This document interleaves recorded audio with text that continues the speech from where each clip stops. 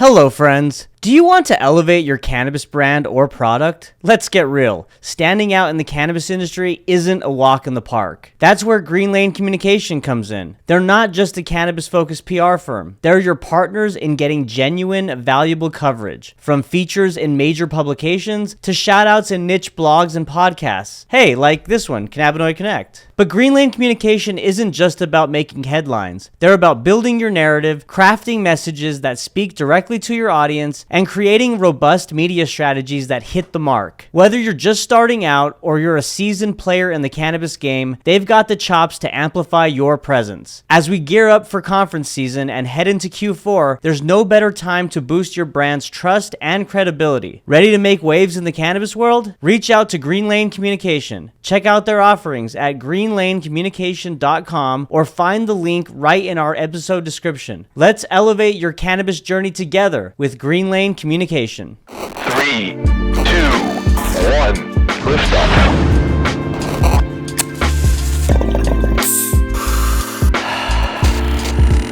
Cannabinoid Connect, the nation's most diverse cannabis-related podcast. All right, we're recording. Jack Grover, welcome to the podcast, man. It's nice to meet you. Hey, it's great to be here. Thanks so much for having me.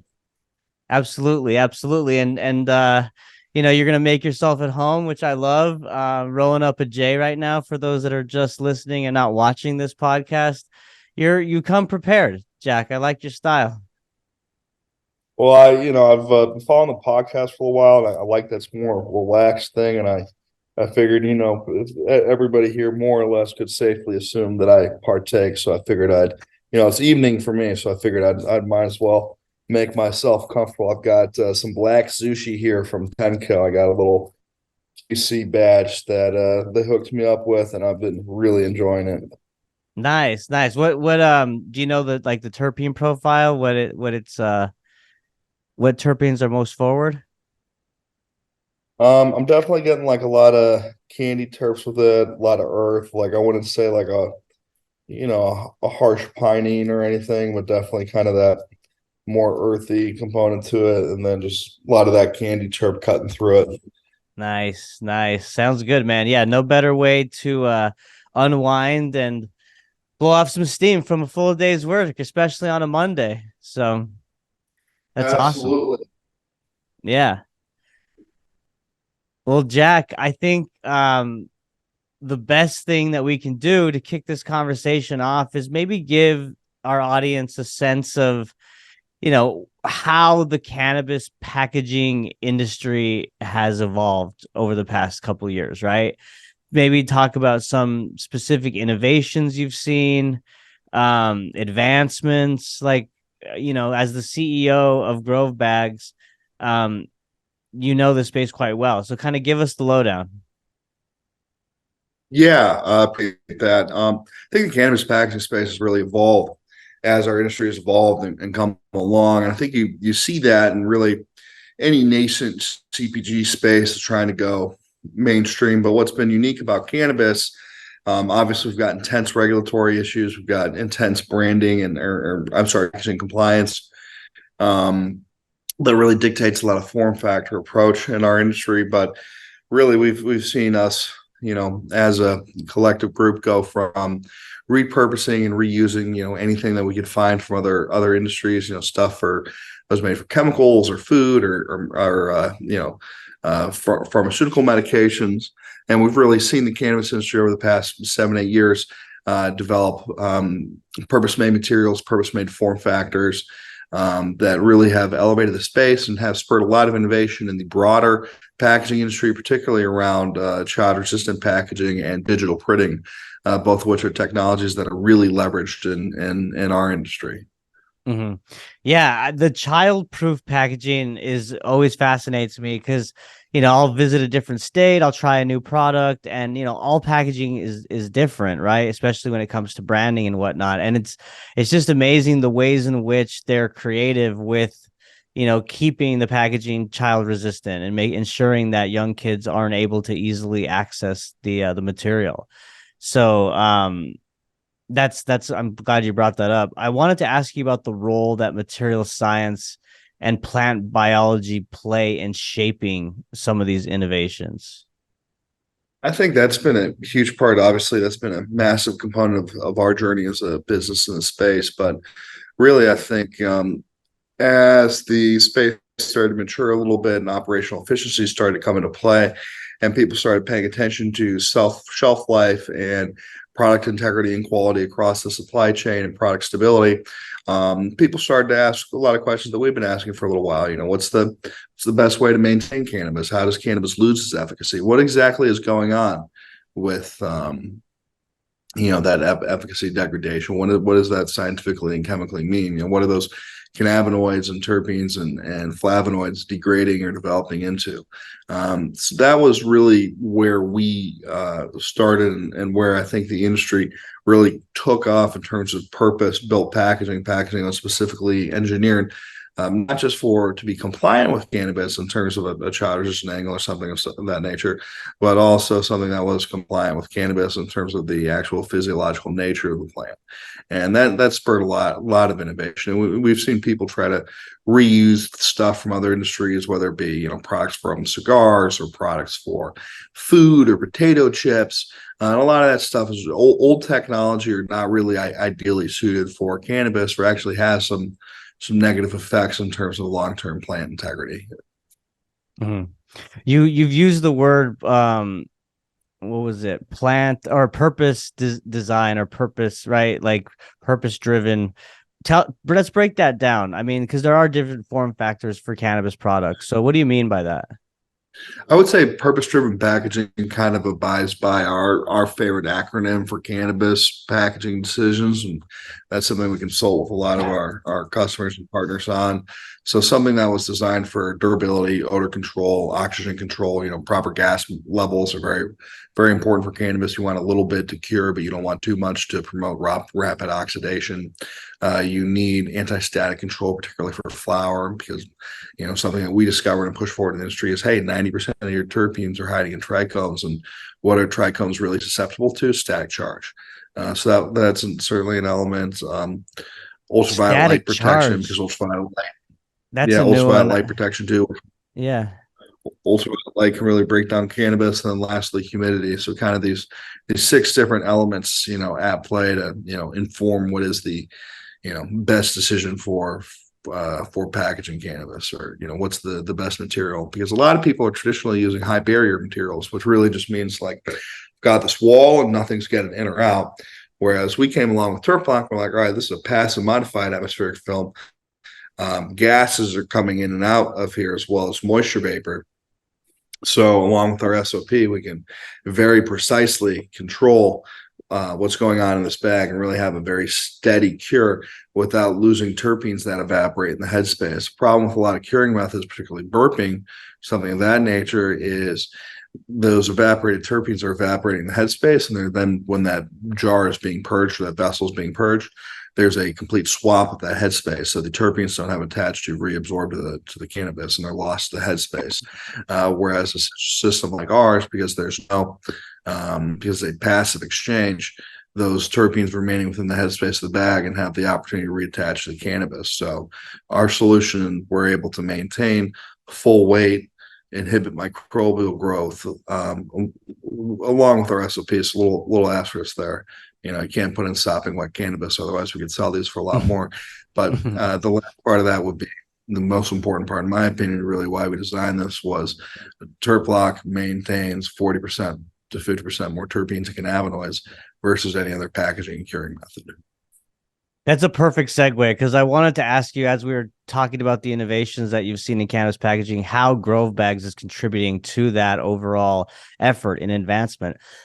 And TerpLoc Technology is one that is pretty fascinating. And so let's dive a bit deeper into the science behind TerpLoc and its unique approach to cannabis preservation. Yeah, absolutely. I think we're pretty open source on most of our things, most of our discoveries. We're open to a challenge, and we're always trying to innovate good products. I think if you're not innovating or iterating, you're preparing to die and preparing to become irrelevant. But for us, really, we started with researching a lot about cannabis. So what's the ideal for cannabis? Cannabis, ideally, we don't even want to think about it as a, moisture content level. We want to go one step further, because what's really going to give us an idea of what's, happening across an entire batch of cannabis is what's the water activity level in the large and small colas, and creating a homogeneous and consistent water activity level actually gives us a far better idea of what enzymatically is happening within the flower. Some of those residual sugars and chlorophylls are being broken down as that curing process is happening into residual phytocannabinoids, flavonoids, and some of these different beneficial medicinal compounds. So what we've really built value around there and really tried to emphasize on is the way we're doing this is not through a high barrier method, but with a passive gas exchange that facilitates and operates almost as a lung of what's ideal for cannabis. And with that, we believe a 98% nitrogen mixture with about a 2% oxygen level is the perfect environment for curing and long-term viability of cannabis, because you won't get rapid degradation or oxidation bearing, but that about roughly 2% oxygen level will promote the continued residual sugar and chlorophyll breakdown, and kind of that refining of the plant, almost as if a wine or tobacco were balancing. And it's not a bad analogy in terms of the way to think about it. Yeah. What it sounds like to me is this technology is really tailored to the plant's physiology properties, like overall, right? Like it's overall structure, how it adapts to certain environments, and you're kind of accounting for that. So tell me the advantages that TerpLoc has over, say, like traditional packaging methods. So, well, the advantage of TerpLoc versus a lot of these traditional packaging methods is it's just tailor engineered for cannabis. So it'll maintain the odor within the bag, maintain that discretion. It's a flexible film, so you can print on it. You can put different types of zippers on it. You can make it real big bags. You can make it real small bags. You can make it into flow wrap. The other great thing about TerpLoc is the anti-static and ultraviolet light protection, which really does a lot to help the entire system maintain that ideal environment for cannabis. But the combination of the ultraviolet light and the anti-static antimicrobial environment and the active gas, the passive atmospheric controls in the bag in terms of relative humidity environment, that combined with the natural moisture content of the plant gives us what we found, what the market continually responds with, is the best solution for the curing and the storage of the plant.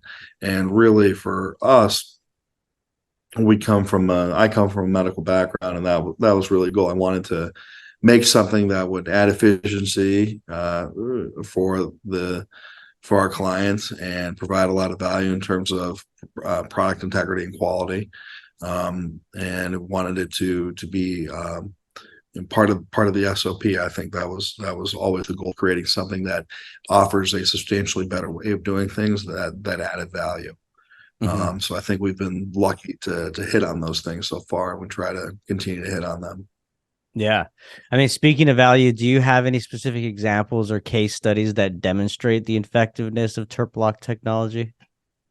Yeah, we've done a lot of white papers and case studies. Honestly, too many to name. There's a big endorsements page on our website, and there's some white papers and stuff on there. But really, we do those things and then open source them to both for ourselves to learn more and the industry to learn more. Not that Elon Musk is someone to necessarily always quote or admire, but in this particular case, separating the thought from the man.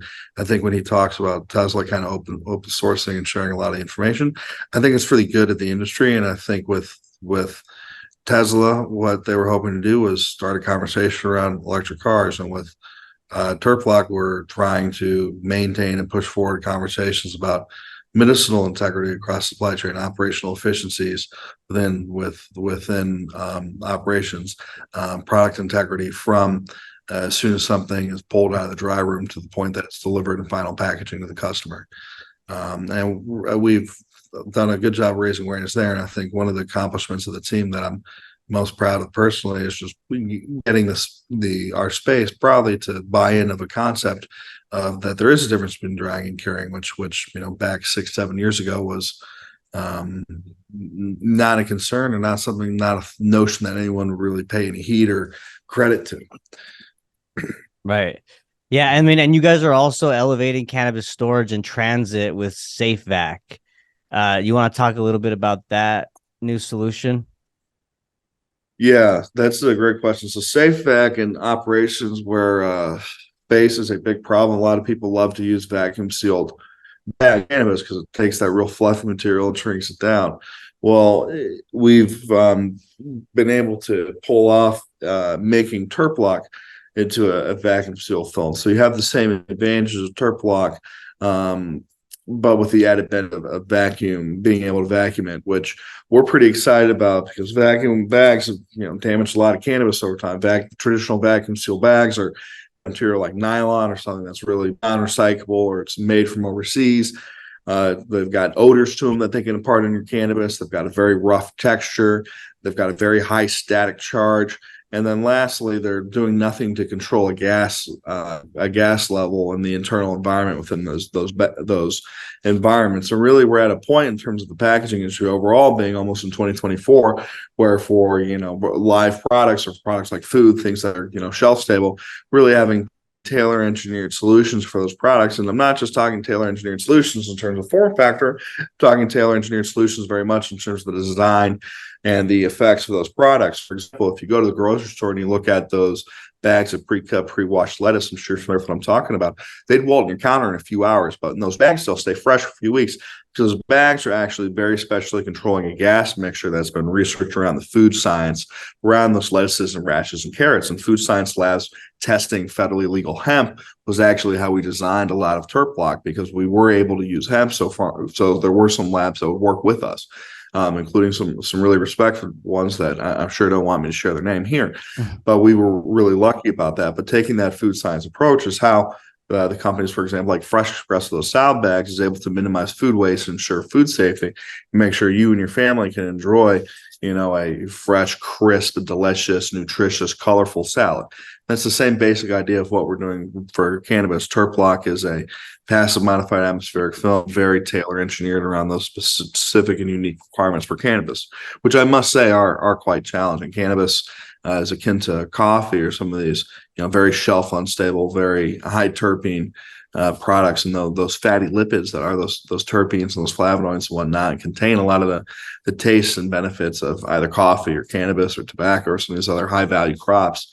The common thing that we're trying to do is maintain the integrity of those fatty lipids, and that's like really starting to you can get into a nerding out level. But that's the difference between like smoke and like real good memorable smoke. Right. I mean, you obviously know a lot about this, and one thing that really stood out to me was, did I hear that correctly? So TerpLoc Technology was basically the origin, or basically was born out of the hemp industry because y'all were able to utilize hemp, which is nationwide, it's legal, to kind of test out the technology behind it. So Or we were having a lot of problems. We were trying to dial in our formula, dial in our recipes and material. My business partner was ready to quit on me because, he kept wasting, batches. It was homegrown and shit. And like, it was very difficult to really precisely calibrate stuff in. We had our own equipment. We didn't, obviously we didn't have our own multi-million-dollar food grade testing lab being ran by PhD students, at some university. right. So when that farm bill passed, that's what really allowed us to dial in our understanding of those fatty lipids and of terpenes and of cannabinoids, because we were able to look at high terpene hemp, and we were able to really learn a lot in that period of time. So right when that farm bill passed, we realized we would be able to do that, and that took us from a good product to a product that your favorite grower stands by. Wow.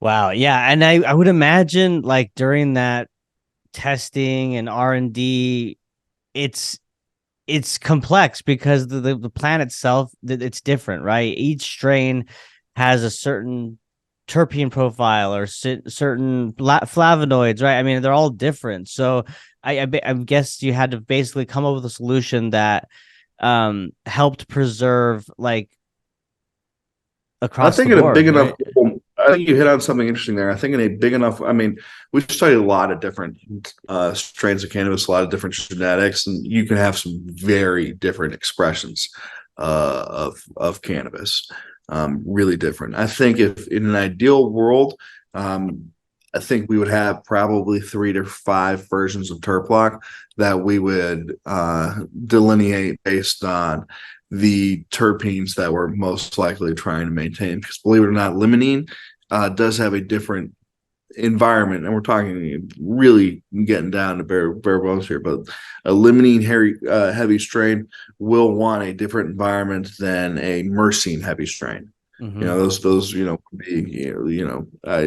it's not going to be to the trained eye, and if you have testing equipment and you really look at it, you would be shocked at the efficacy um, um, effects of even slightly different gas levels, slightly different, especially water activity levels. Wow. I had no idea when you said like when you go to the grocery store and you buy, fresh produce, it's in a bag that basically is mimics the technology that TerpLoc has, right? Because the way in which you approach this was very science driven, specifically in the food industry. Where did that come from? Did you just kind of know that that was the place to look? Um, I bought some flour in Colorado from a place I really love called Verde Natural, and they've got a hazelnut cream strain, and they've got great in-house extractor logic and great facility and great products. But we've got this hazelnut cream, and I think it was the number 5 they were running at the time, and it just really we got it in one of those pop top film canisters, and it totally dried out overnight, and all the trichomes were on the side of the canister, and I could tell on the exhale how much degraded the product had been since when I'd smoked it, and after first leaving the facility when I just gotten it.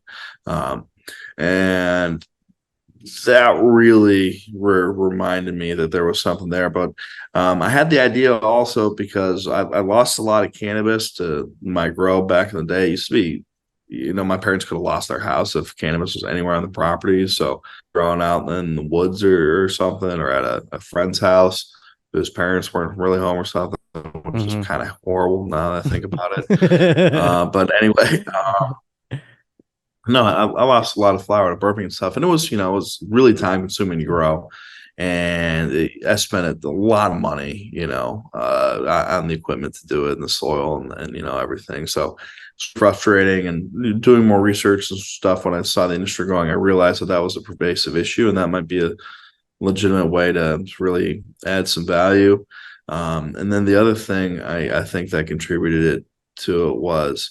I was just, walking through the grocery store, and I was, looking at those salad bags, and I thought of that, and I was just, looked into it, and I was researching this stuff, and I was like, oh, this is pretty incredible what you can do with plastics nowadays, and, these different materials, and that kind of got us going. But it was still, it was a year plus long R&D process that was totally immersive of myself and a few other people. Thankfully, all of whom were much brighter than I am, to kind of get that done and to iterate a product that is the basis. We've revised it and tweaked it, and we continue to do that as we learn more and have new capabilities. But it's largely what it is today, or was the first thing that people were like, "Hey, this is great. I'll take 6 cases." Right, and I bet at the time, like that was a great thing, but you're just starting out, so it's like, oh shoot, like now we got to manufacture, we got to get these out. I mean, I don't know if you were already ready for that type of order, but like talk to me about some of the challenges and milestones that you experienced while developing TerpLoc. My first order was 6 cases to store Paul from NDN Wholesale in Grants Pass, Oregon, on December 26th, 2018. Wow, day after Christmas. Day after Christmas. Yeah, so I think yeah, I don't know, we've transacted, well, a lot of times since then. But yeah, I think we had a really good product. We had to learn to build a good business around the product. I think the reason we're still here, and we've always figured it out, is we were focused on having good products and being good people and doing the right thing by our customers.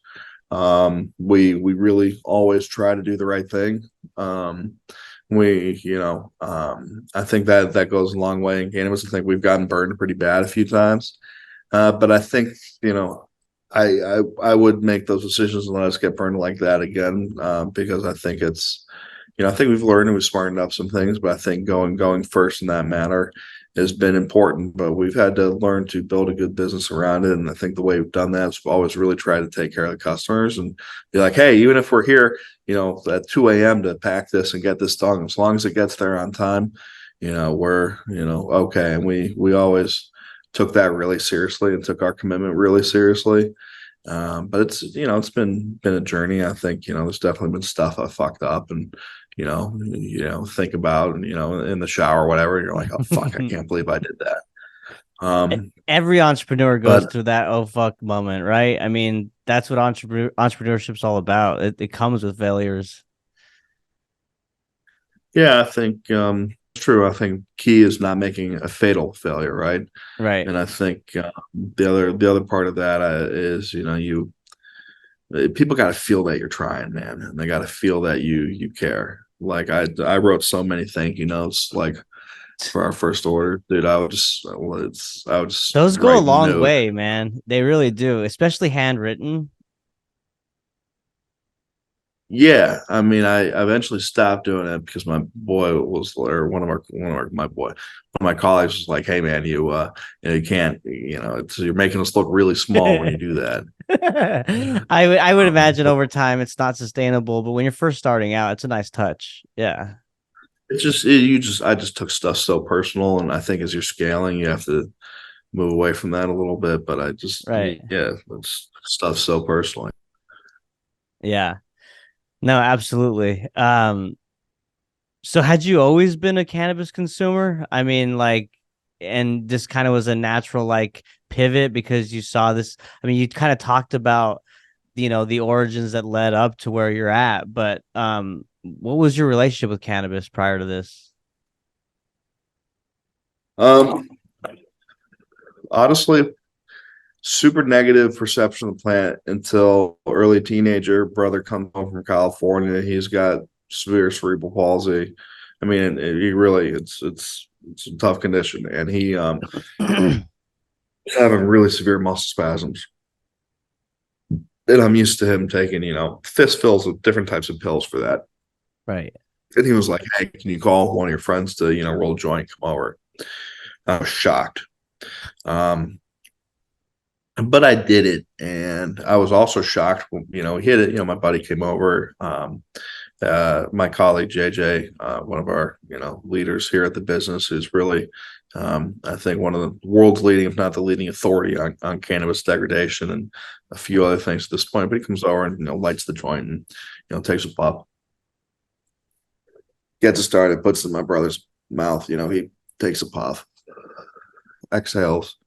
Just vascularity ran back from his face. He was punched over his chair real tight. His kind of shoulders rolled back and his chest opened up. And, some of the redness went away from his face. I was just amazed.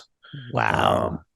And that just got me super interested in it. And I was reading about it, and I saw that California, was, which by the way, shout out to the state of California. I think being disabled at any point in history is an awful burden, but I think it's a little less of a burden in Southern California, where people and the culture are really aware and accommodating. So Mhm. yeah, him going out there and getting that exposure changed his quality of life, and but also really obviously made an impression on me. So I'd grow for him because when he come back in the summers and stuff, he needed it, and just got familiar with the plant. Did a lot of Reddit, a lot of deep forum stuff, because really there wasn't a lot of great things. I met Ed Rosenthal, and I was like, "Hey, you have no idea how many times I've read your book." Just trying to figure out what I was doing wrong. I've definitely killed a lot of plants on my way to becoming a 2 Light rock star. I can manage a few more now, but yeah, it was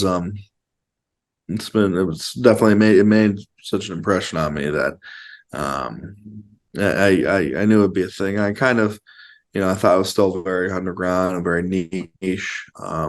and then mom made me go graduate college.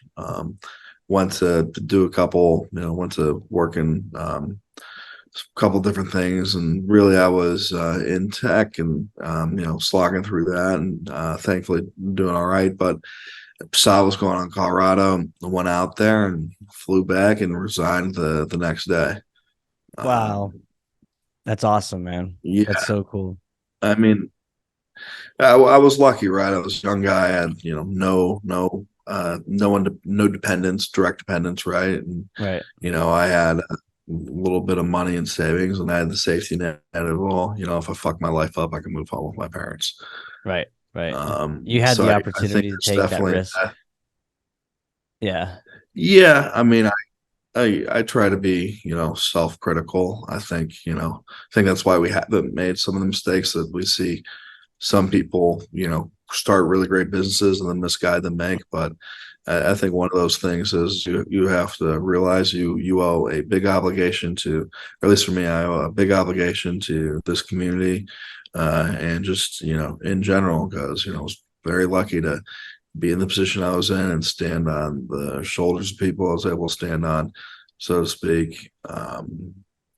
So yeah, that's always something that we've tried to be conscious of in our work and our interactions with everybody, because I think it's very important. But yeah, we very very lucky, time and space in my life where was able to do that, and most people thought I was a fucking idiot, but my twin sister said, "Oh, that's so cool. That of course that's going to be huge. You're going to be great." Wow.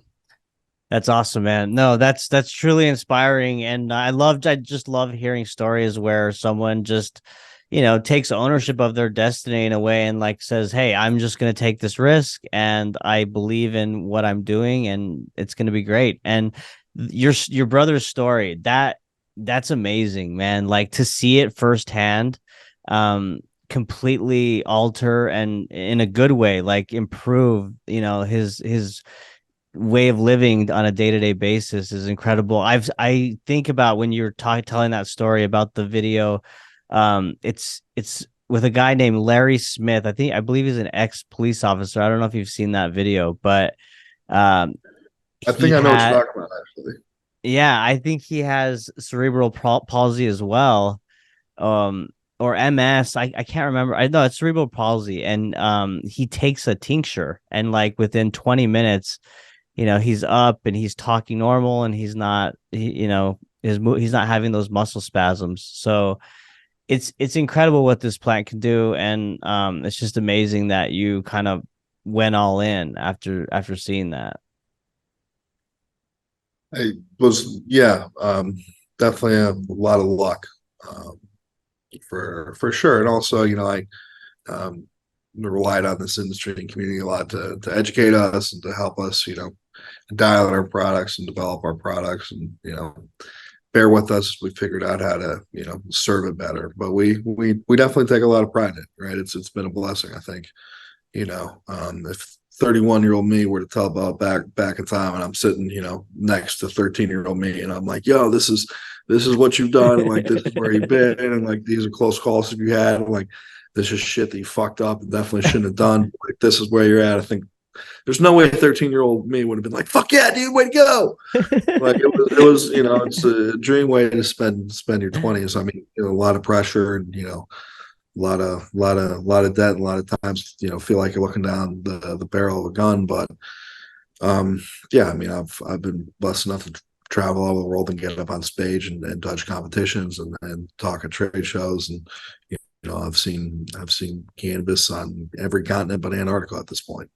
Wow.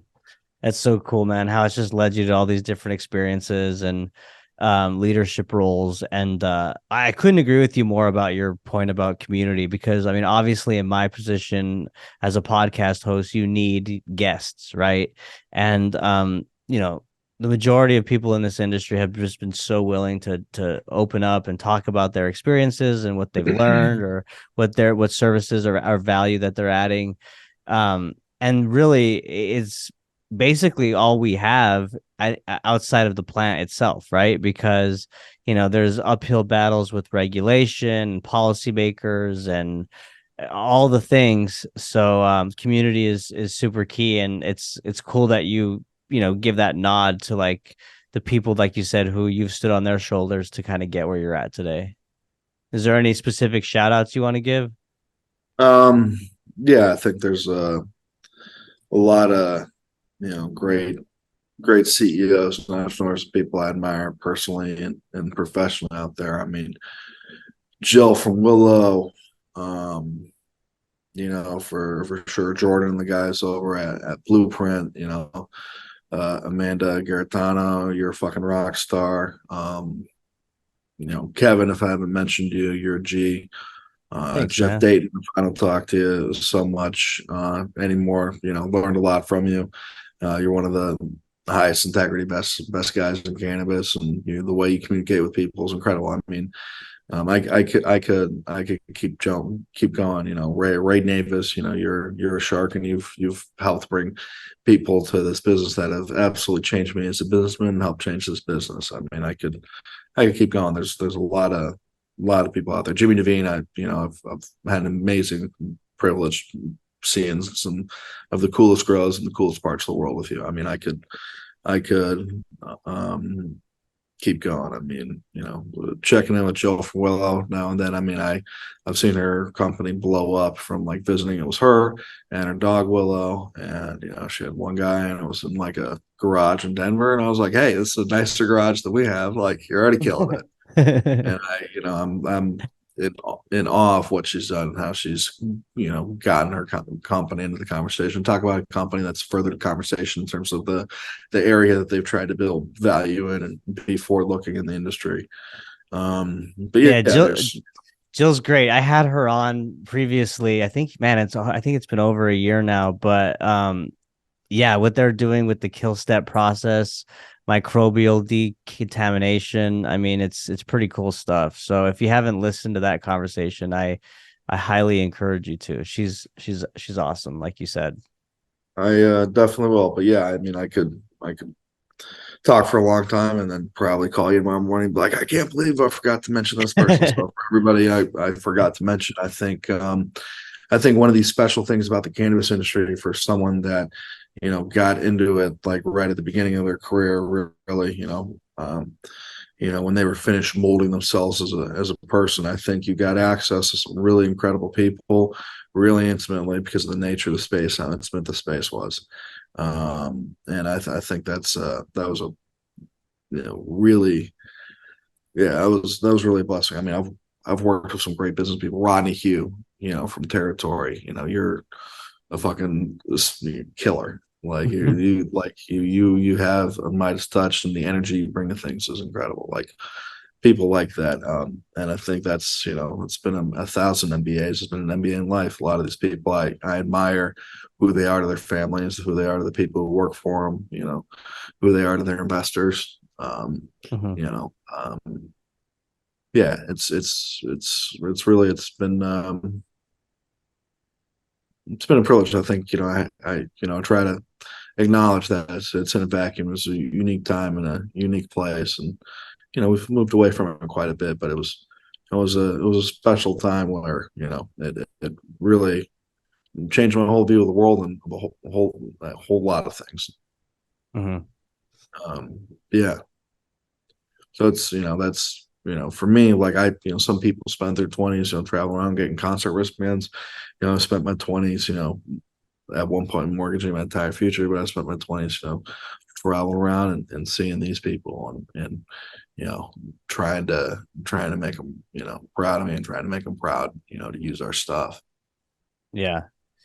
That's beautiful, man. Yeah. No, I mean that's how it should be, especially an industry that is burgeoning right now. I mean, we're, as others have said, in the first inning, second inning, whatever you want to call it, but it's still fairly new, right? And we need to lean on each other and support each other. And what better way to do it than pay it forward, and kind of provide that mentorship that people like you who came up, and now I'm sure you're doing the same, or you will do the same when you're in a position to do so. That's kind of the circle of life, right?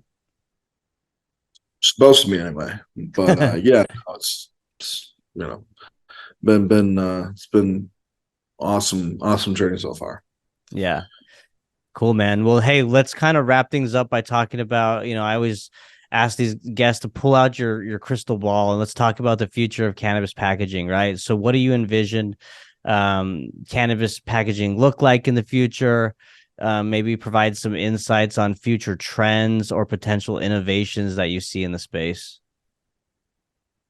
Um, cool. I'll pop off for a second. I think if you're doing rigid packaging, most brands are going to move into a custom form factor.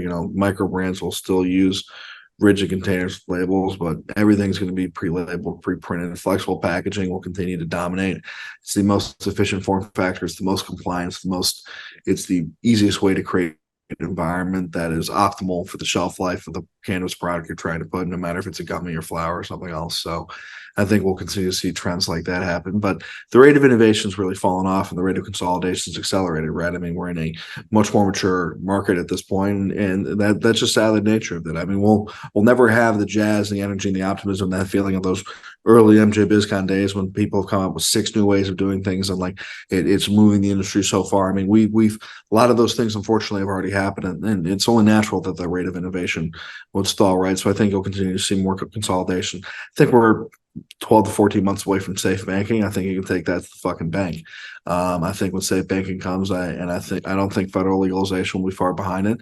And when that happens, the big boys will roll in and they'll do roundups and they'll offer insane terms and bankroll their customers with crazy guarantees that I'd be terrified to sign if I was a founder, but they'll roll in and roll people up, and it'll be like a lot of other packaging industries. But cannabis has a attractive CAGR, compounded annual growth rate, in terms of some of these traditional packaging industries were flat. Packaging overall, the global categories are looking at $1 trillion industry, using pallets, containment, boxes, bags, glass bottles, jars, mason jars, trash bags, all that stuff. You throw all that in there.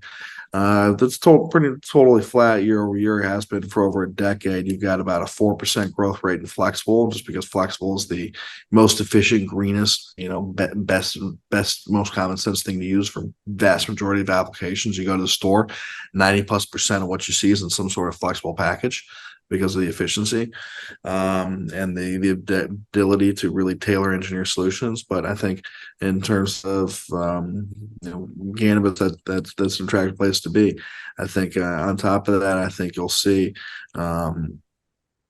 continue moving away, especially from large brands, of some of those form factors. Unless it's a custom engineered form factor with a custom mold, I think you'll see companies move away from that. I think you're really moving away from the days of space where everybody, is using the same form factor, or 3 of the 10, vape carts you can get all come in the exact same package. I think it's either going to be flexible packaging that's highly printed with high tech details, stuff that we do, like security, trace and track, all that type of stuff. Graphics embedded into the bag, all sorts of different finishes and whatnot, high end printing. I think it's going to continue to be stuff like that. And at a certain point, it will all be that, or it will be very specific, tailor engineered form factors done with a creative team as well as a fulfillment team that are either working directly with supplier or working with a big multifaceted hybrid type distributor. And realistically, that's where we're moving as an industry. And that's, fortunate, unfortunate, there'll always be craft. We always will strive to support craft, but a lot of industry won't be craft. And companies, some of these big MSOs or big international cannabis corporations, they have their own procurement teams, they have their own design teams, they have all this. They'll go and they'll design and they'll go get their own molds. Say somebody, I'm doing mints, and mints make most sense in tin. Good luck trying to sell them in generic tin and putting a label on if they're moving a forecastable, sustainable amount of units. Mm-hmm. And I think we're really seeing that across the space right now. Talk to me about the role of sustainability and environmental considerations when it comes to packaging. Obviously, it's important, right? I mean, do you you see gotta that? have me on for another episode with that, Man.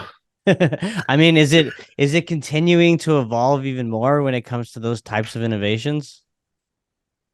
Continuing to evolve even more. I think you're seeing companies like Wild and some of our other partners and customers continue to emphasize sustainability and circularity and supply chain, or at least some high level of green component. I think the big differentiating factor between the United States and Europe right now is Europe and legislation. Europe forces companies to package products in this and then force that price change onto consumers.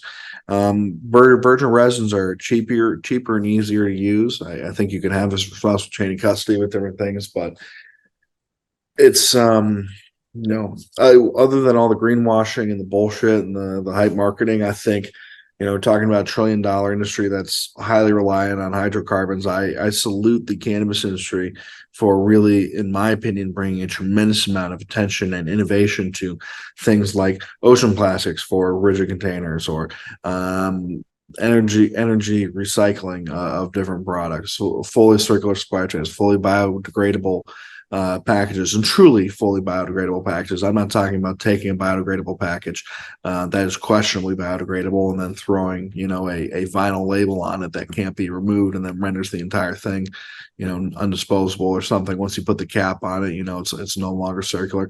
The true products and true innovations, which we're seeing. I think hemp plastics and rigid hemp plastics are a very exciting trend. When we can get consistent hemp resin pellets, and we can start extruding films and doing some of these, really high-end gourmet applications with them, that's going to be a new frontier. But even now, we've pushed ourselves. We can now make products that people previously only thought possible with virgin plastics. We're hitting 30 to 70% recyclability levels, depending on the post-consumer recycled products, depending on it. We've got home compostable products now that are child resistant and can maintain the capabilities of TerpLoc, which I think is pretty amazing. So I think one of the most exciting things for the packaging industry over the next 5 and 10 years is going to try to be really put into place, a combination of a circular environment with responsible material management, with highly efficient, supply and waste chains. And I think that's it's really going to be a pretty incredible thing as we try to clean up, how much we've damaged this world.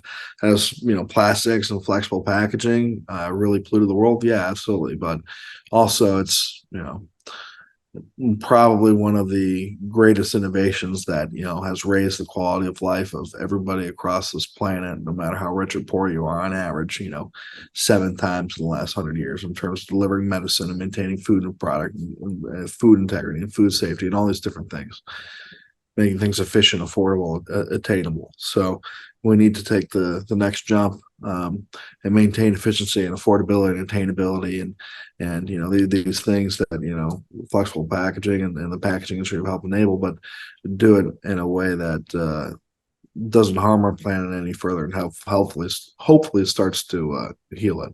I think certainly it's worrisome to me, and I think everybody else on this planet, to see the videos or to go out to the beach and just see the amount of trash. There's microplastics in the belly of all marine life in the world. I mean, so it's scary, and we have a lot of work to do there. But we're excited to be part of the solution, and I'm remain internally impressed by our team that's doing stuff every day to push the envelope and consider what's possible in innovating in that space. So hopefully we'll be able to launch something that is that the world sees, the market sees as impactful as TerpLoc, and some of these new spaces. But at the very least, we can feel proud about pushing it forward. Yep.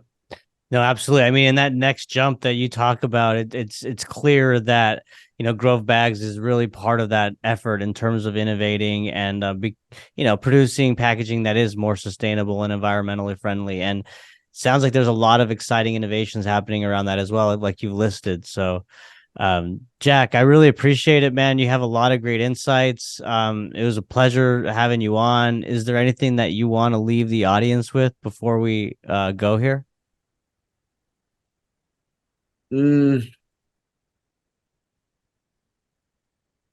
I've been talking a lot about the team is like the idea of like going first and going forward, right? Like just picking up that phone one more time, something like that, or the whole idea of going first, saying hey, thank you for your patience, and it being like I'm sorry, just having that positive going first momentum, and relationships and in conversations, and the way that bleeds over into life. So yeah, I think I don't want to butcher this quote. I'm going to pull this up because I sent it out to the team, and I send them a lot of stupid shit that I'm sure they ignore. But I thought this one was good, and a couple people mentioned to me that they liked it.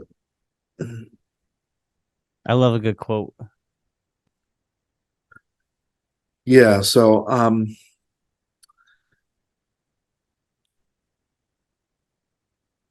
I think this one was simple. I said, this is simple one, guys. It's my tiny thought for the week. Always be kind. Everyone has something going on inside them you can't see. I think empathy always facilitates better communication, and better communication always facilitates better results. And I think it pays both in terms of how you feel as a person, and I think it directly pays financially now and in the future, to approach things with kindness, and to approach things and chalk things up to negligence or bad communication instead of malintent. Mm-hmm. I think that is so sound, like such sound advice. I mean, I work in communications, right? And I think you can agree, humans, for the most part, we're not very good communicators. So the more that we can work on it and approach certain conversations with empathy, leading with empathy, right? And kindness goes a lot further than being abrasive or trying to kind of force your viewpoint or position. So I If you couldn't can agree manage more. expectation, and you can manage communication, um, and you can manage yourself, there's no ceiling for you in this world, no matter what you're doing. Mm-hmm. Yeah, 100%, for man. sure. Well, that's a great way to end it. Mic drop moment for Jack Grover. Hey, man, really appreciate you coming on. Would love to have you on again. I know you said that we could take another episode to talk about sustainability and environmental, friendliness when it comes to packaging. So let's do that, man. Let's have you back on. Chop it up again. Love to hop on anytime. Let me get back on that schedule. Absolutely, my man. Well, I appreciate your time. I wish I could get a pass of that joint. It looks really good as you've been smoking. We've been talking, but maybe we can do it in person sometime in the future, man. But for now, we'll stay on the interwebs. Yeah, I would love to. I don't know if you're coming out to MJ Biz, but we're out there. We've got some events and stuff, so let's meet up. Yeah, man. Unfortunately, I won't be there, but maybe I'll catch you on the next round. I would love it. Where are you based out of again? Dallas, Texas, the most I'm prohibition state. not for long. I'll be seeing you sooner than you think. Oh man, the community here is strong. I mean, the people that are advocating and marching the streets, like it's apparent, and they're pounding on those legislators' doors. So there's movement. There's no denying it. It'll happen. So it's just a matter Keep of your eyes when. peeled. Keep your eyes peeled the next 30 days or so. I think you'll see something that'll really get you jazzed up. I'm getting excited already, my man. Nice little teaser.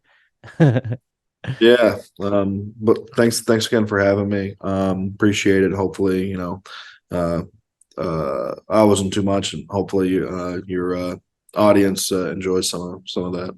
No, it was great, man. I appreciate you, and until next time, thank you all for listening. Bye. Cannabinoid Connect, the nation's most diverse cannabis related podcast.